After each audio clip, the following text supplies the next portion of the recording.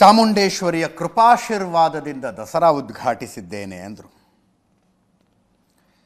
ಅವರ ಗೆಳತಿ ಇವರ ಪುಸ್ತಕ ಬುಕ್ಕರ್ ನಾಮಿನೇಟ್ ಆದಾಗ ಹರಕೆ ಹೊತ್ಕೊಂಡಿದ್ದರಂತೆ.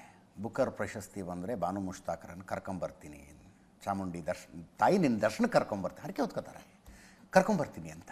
ಬರೋದಕ್ಕಾಗಿರಲಿಲ್ಲ. ಈಗ ತಾಯಿ ವಿಶಿಷ್ಟ ಸಂದರ್ಭದಲ್ಲಿ ಕರೆಸಿಕೊಂಡಿದ್ದಾಳೆ. ಚಾಮುಂಡಿ ತಾಯಿಯ ಕೃಪೆಯ ನೆರಳಿನಲ್ಲಿ ನಾನು ನಿಮ್ಮೆದುರು ಬಂದು ನಿಂತಿದ್ದೇನೆ. ಚಾರಿತ್ರಿಕ ಸನ್ನಿವೇಶಗಳು ಉದ್ಭವಿಸಿದರೂ ತಾಯಿ ಕರೆಸಿಕೊಂಡಿದ್ದಾಳೆ.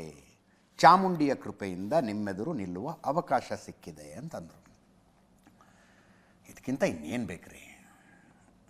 ಎಷ್ಟು ಡಿಗ್ನಿಫೈಡಾಗಿ ನಡ್ಕೊಂಡ್ರು ಬಾನು ಮುಷ್ತಾಕ್ ಅವರು ಅಂದರೆ. ಬಾನು ಮುಷ್ತಾಕ್ ಅವರು ಭುವನೇಶ್ವರಿಯ ಬಗ್ಗೆ, ವಿಗ್ರಹವನ್ನಾಗಿಸಿದ್ದರ ಬಗ್ಗೆ 2 ವರ್ಷದಿಂದ ಏನೋ ಮಾತಾಡಿದರು. ನಾವು ಎಲ್ಲವನ್ನೂ ತಾಯಿ ಅಂತೀವಿ. ಕನ್ನಡವೂ ತಾಯಿ, ಕರ್ನಾಟಕವೂ ತಾಯಿ, ಪೊರೆಯುವವಳು ತಾಯಿ. ತಾಯಿ ಚಾಮುಂಡೇಶ್ವರಿಯ ಬಗ್ಗೆ ಇಷ್ಟೊಂದೆಲ್ಲ ಆದರ, ಗೌರವ, ಭಕ್ತಿಯಿಂದ ಮಾತನಾಡಿದಂಥ ಬಾನು ಮುಷ್ತಾಕ್ ಅವರು ಭುವನೇಶ್ವರಿಯ ಬಗ್ಗೆಯೂ ಅದೇ ಗೌರವವನ್ನು ಇಟ್ಕೊಂಡಿರ್ತಾರೆ. ಅದರ ಬಗ್ಗೆ ಏನಿಲ್ಲ. ಕನ್ನಡ ತಾಯಿ ಭುವನೇಶ್ವರಿ, ನಾಡಿಗೆ ತಾಯಿ ಚಾಮುಂಡೇಶ್ವರಿ. ಕುವೆಂಪು ಅವರು ಬರೀತಾರೆ, ಜಯ ಭಾರತ ಜನನಿಯ ತನುಜಾತೆ, ಜಯ ಹೇ ಕರ್ನಾಟಕ ಮಾತೆ.